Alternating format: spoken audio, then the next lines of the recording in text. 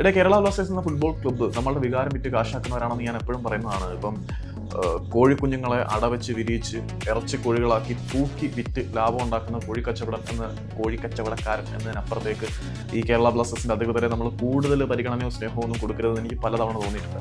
ഇപ്പം കേരള ബ്ലാസ്റ്റേഴ്സിൽ നിന്നും പടിയിറങ്ങുന്ന താരങ്ങളിൽ പലരും വമ്പൻ ട്രാൻസ്ഫർ ഫീസ് കേരള ബ്ലാസ്റ്റേഴ്സ് എന്ന ക്ലബ്ബിന് നേടിക്കൊടുക്കുന്ന സാഹചര്യത്തിൽ അവർ കേരള ബ്ലാസ്റ്റേഴ്സ് എന്ന ക്ലബ്ബിനെയും ആരാധകരെയും വിട്ടുപോകാൻ ആഗ്രഹിച്ചിരുന്നോ എന്നുള്ളത് പ്രധാനപ്പെട്ട ചോദ്യമാണ്.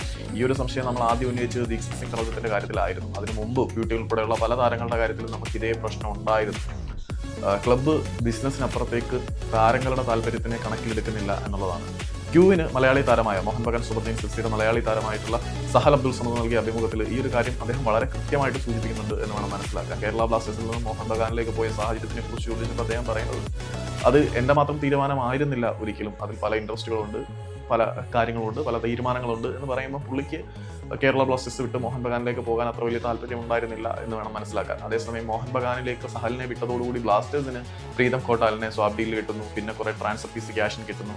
ജീക്സന്റെ കാര്യമാണ് ഇതിലും പരിതാപകരം. ജീക്സൺ പലപ്പോഴും കേരള ബ്ലാസ്റ്റേഴ്സിനോടൊപ്പം നിൽക്കാനാണ് ആഗ്രഹമെന്ന് ഓപ്പണായിട്ട് പറഞ്ഞിട്ടുള്ള താരമാണ്. വിജയങ്ങൾക്ക് വേണ്ടി മറ്റു ക്ലബ്ബുകൾ തേടി പോകില്ല എന്ന് ഉറപ്പിച്ചു പറഞ്ഞ ജീക്സൺ സിംഗ് തനോജം കേരള ബ്ലാസ്റ്റേഴ്സിലേക്ക് റെക്കോർഡ് ട്രാൻസ്ഫർ ഫീസ് നേടിക്കൊടുത്ത് ഈസ്റ്റ് ബംഗാളിലേക്ക് പോകുന്ന കാശ് നമ്മൾ കണ്ടതാണ്. അന്ന് ജീക്സൺ പോയപ്പോഴും പറയുന്നതാണ് പുള്ളിക്ക് ഇവിടെ കളിക്കാനായിരുന്നു താല്പര്യം. അപ്പം ജീക്സന്റെ കാര്യത്തിലായാലും സഹലിന്റെ കാര്യത്തിലായാലും ബ്യൂട്ടിയുടെ കാര്യത്തിലായാലും എല്ലാവരുടെ കാര്യത്തിലും ഈ പല താരങ്ങളും അവരുടെ താല്പര്യത്തോടു കൂടിയല്ല ബ്ലാസ്റ്റേഴ്സ് വിട്ട് പോകുന്നത്.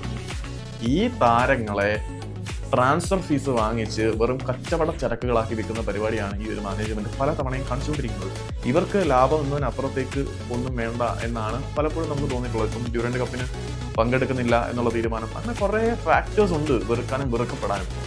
ഇപ്പം പല താരങ്ങളും ഇപ്പം സഹലിന്റെ കാര്യം തന്നെയാണ് പറയുന്നത്. പലരും സഹലിനെ വെറുക്കുന്നുണ്ട്. മോഹൻ ബഗാനിലേക്ക് പോയതിൽ ജീക്സിനെ വെറുക്കുന്നവരുണ്ട്. ജോർജ പാരഡൈസിനോട് ചെയ്ത കൊലച്ചതിയെക്കുറിച്ച് എന്നും ഞാൻ ആവർത്തിച്ച് പറയുന്നതായതുകൊണ്ട് മാത്രം ഞാനത് എടുത്ത് പറയുന്നില്ല എന്നേ ഉള്ളൂ.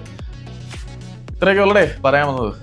ഈ ജീക്സൺ ആയാലും സഹലായാലും ബ്യൂട്ടി ആയാലും നിറഞ്ഞ മനസ്സോടുകൂടി ആയിരുന്നില്ല ബ്ലാസ്റ്റേഴ്സിൽ നിന്നും പടിയിറങ്ങി പോയത് എന്നുള്ളതായിരുന്നു സത്യം. പല താല്പര്യങ്ങളും പല ഇൻട്രസ്റ്റുകളും പലരുടെയും തീരുമാനങ്ങളും ഇതിനെ അഫക്റ്റ് ചെയ്തിരുന്നു എന്ന് സഹലിന്റെ വാക്കുകൾ കൃത്യമായിട്ട് സൂചിപ്പിക്കുന്നുണ്ട്. അപ്പം